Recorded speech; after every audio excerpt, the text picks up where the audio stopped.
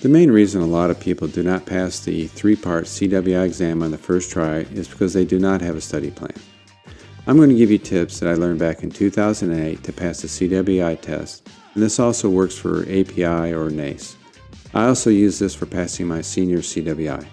Also, I'm going to talk about what else do CWIs inspect besides welds, and how do inspectors know when to inspect, what code or standard or other acceptance criteria to use, and how to document it.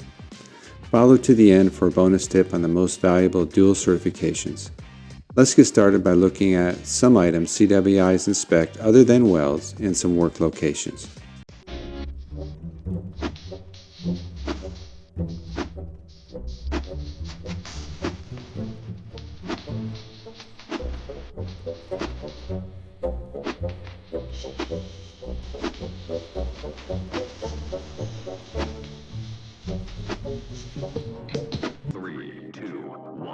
This study method to pass the CWI test has worked for me and many of my coworkers, and I hope it works for you.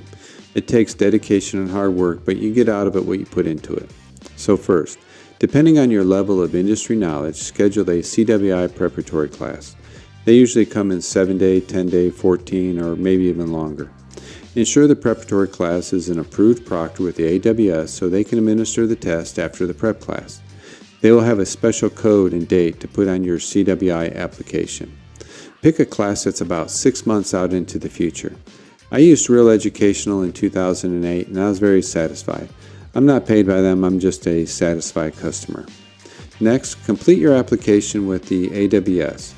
It may take 4 to 8 weeks to get approval, but call AWS and find out how long the approval process takes. Number 3, get all the test subject books written in the CWI body of knowledge, and this is what the test will be based upon. And number 4, the preparatory class will send you study material before the class, and it may be electronic or it could be in a hard copy. So those are the high-level categories before the study. So let's do a quick overview of the test itself. So the CWI exam is in 3 parts. Part B is given directly after your CWI preparatory class, and it's a written book of welding specifications for welding inspection on plastic welds. You need to do serious study on this specification, know it inside and out. Most people don't open it until the day of the test and get confused between the pipe and the structural specifications. Once you pass this test, you are approved to take parts A and C. And also during the prep class, ask the prep class instructor any questions or clarifications from your studies, and keep studying to maintain your perishable knowledge until you receive permission to take the other 2 tests.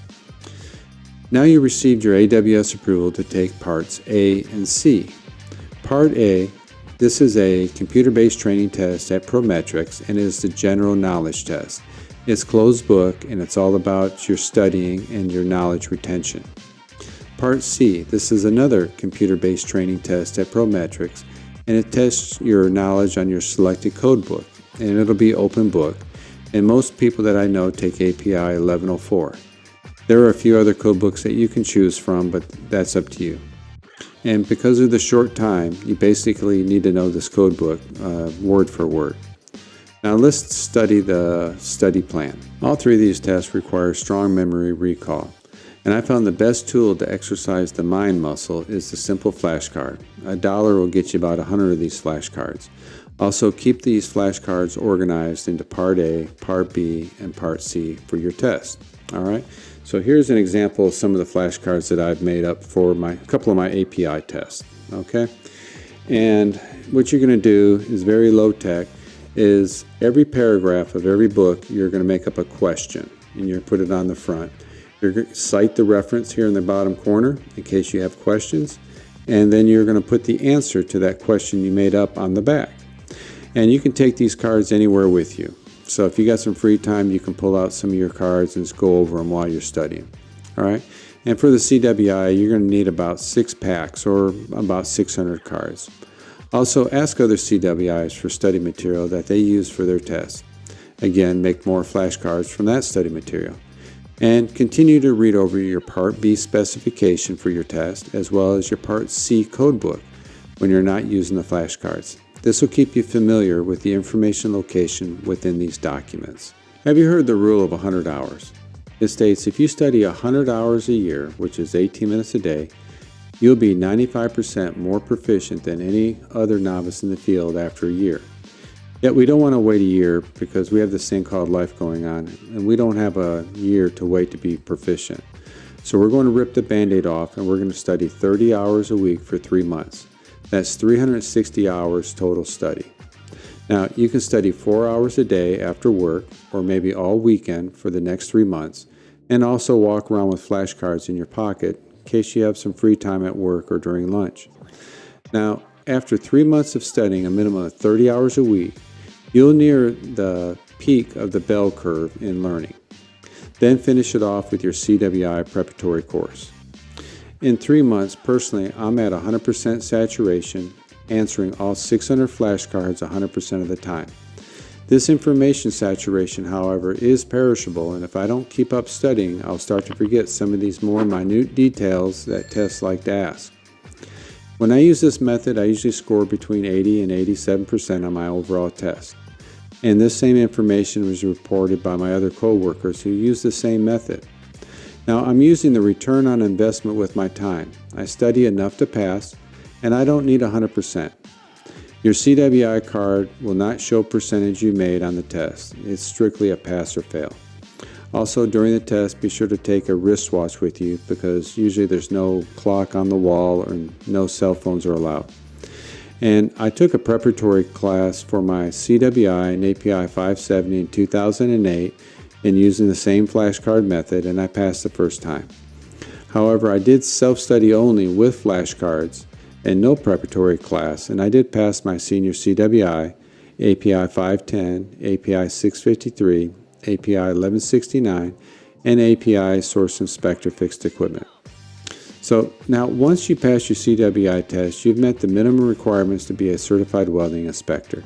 Now comes on-the-job training of what a CWI really does. So also, unless you're working full-time at a fabrication shop, there usually is not enough welding to keep a CWI busy. And on small to medium projects, there may be only 1 or 2 project inspectors. If there's welding, a CWI is usually required by contract. They must cover the quality inspections for the other crafts if there's not a craft inspector specific for that craft. Know what inspections to complete, at what time, and how to document them. Well, all documentation required by an inspector is on the inspection test plan, also known as an ITP, and it's required at project closeout.